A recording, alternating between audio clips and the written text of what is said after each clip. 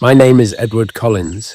I'm 61 years old, and for most of my life, I served other people quietly, faithfully, without leaving a trace. I was trained to move through rooms without being noticed, to hear without listening, to see without remembering. That is what a good butler does. He becomes part of the furniture, invisible, replaceable, safe, or so they believe. I spent decades working in houses that were larger than hospitals, houses with long corridors, where footsteps echoed long after the person had passed. Houses where every door was heavy, not just in weight, but in meaning. People assume wealth brings comfort. What it really brings is caution. The wealthy are never relaxed. They are always guarding something. Their reputation, their past, their future. Sometimes all three. Over the years, I learned to read people without looking at them. The way a hand hesitates before lifting a glass. The way a voice lowers when a name is mentioned. The way a conversation stops. The moment a servant enters the room. That silence is never accidental.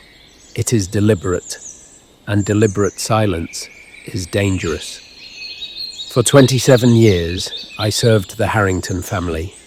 Their estate stood alone in the countryside, surrounded by trees older than the nation itself. From the outside, it looked peaceful, almost gentle, but houses like that are never gentle. They are watchful. They remember everything, every argument, every confession, every secret that was never meant to survive the night. My days followed a precise routine. Breakfast at 8, lunch at 1, dinner at 7 sharp. No deviations, no excuses. Order was sacred in that house. Order made them feel safe. But order is fragile. It only takes one crack for everything to collapse. The night everything changed began like any other. Cold, quiet, predictable. A winter storm had passed earlier that day, leaving the grounds soaked and the air heavy with damp silence. The family retired early. At least, that is what I was told. I remained downstairs to close the house, extinguish the lamps, secure the doors, perform the final walk-through. That was when I noticed the fire, still burning in the study. That was unusual. The Harringtons were precise people. They did not waste coal. They did not leave things unfinished. I entered the corridor slowly. The warmth from the fireplace reached me before the light. I was about to announce myself, when I heard voices, low, controlled, not meant to carry. I stopped, not because I was afraid, but because I was trained. A servant does not interrupt. He waits, and so I waited. The voices continued. Names were spoken, not casually, carefully, as if each syllable carried weight. Then came numbers, followed by pauses, long ones. The kind of pauses where decisions are made. I understood immediately that this was not a conversation I was meant to hear. I should have turned away. That would have been the sensible choice, the professional choice. But curiosity is a quiet thing. It does not announce itself. It simply steps forward, while reason hesitates. I listened, only for a moment, just long enough. That moment changed everything, because once you hear something forbidden, you can never unhear it. I returned to my quarters that night with my heart racing, the fire crackling in my thoughts, the words replaying themselves again and again. I told myself it was nothing, that I had misunderstood, that wealthy people always sound conspiratorial when whispering. But the following days proved otherwise. The atmosphere shifted, subtly, almost politely. Eyes lingered longer than before. Conversations ended when I approached. Doors were closed more firmly. I was no longer invisible, and invisibility, once lost, is never regained. I realized then something most servants learn too late. You do not need to speak to become a threat. You only need to know. And I knew far too much. From that moment on, every step I took in that house felt heavier, every corridor narrower, every silence louder. I was no longer just a butler. I was a liability. And in houses like that, liabilities are not tolerated for long. In the weeks that followed, I began to notice patterns, small ones, the kind most people ignore. The study was locked more often. Documents disappeared from desks. Letters were burned instead of posted.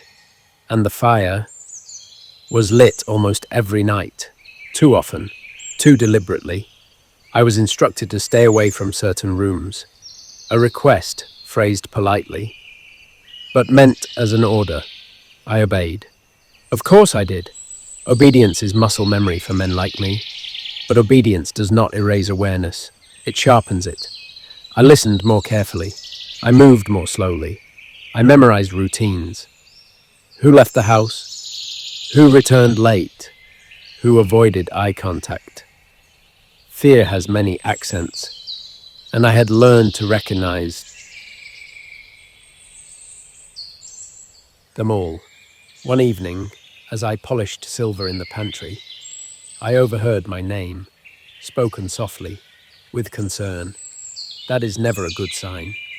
When powerful people discuss servants, it is rarely to praise them. That night, sleep refused to come. I lay awake, listening to the house breathe. Pipes knocking, wood contracting, wind pressing against the windows. The estate felt restless, as if it knew something was coming. Days later, an unfamiliar car arrived. No announcement, no introduction. The driver was not staff. He was not a guest. He was something else. Someone temporary, and temporary people are dangerous. They are hired to do what permanent ones cannot. I served tea. I kept my head down. I did not listen. At least, that is what they believed. The man stayed less than an hour, but his presence lingered, like smoke after a fire. That evening, I was summoned. The study, the same fireplace, the same chairs, different tone. They spoke to me kindly, too kindly. They thanked me for my years of service. They spoke of loyalty, of trust, of endings. I understood immediately. This was not a conversation. It was a dismissal. Carefully wrapped, perfectly polite, dangerously final. I was offered compensation, generous, silent, conditional. I was to leave within the week. No questions, no references, no contact. A clean ending for them. I accepted. What choice did I have? Servants who refuse terms rarely get a second offer. On my final night, I walked the corridors one last time. I touched the banisters, the door frames, the walls that had heard more than they should. The fire was burning again, bright, hungry. I stood before it longer than necessary, watching documents curl and vanish, truth reduced to ash. As I left that house, I understood something clearly. I had not lost my career. It had been taken from me, because I had heard what I was never meant to hear. And houses like that, they do not forgive witnesses, they erase them. I disappeared quietly, just as I had lived. But some things cannot be erased, and some fires never truly go out.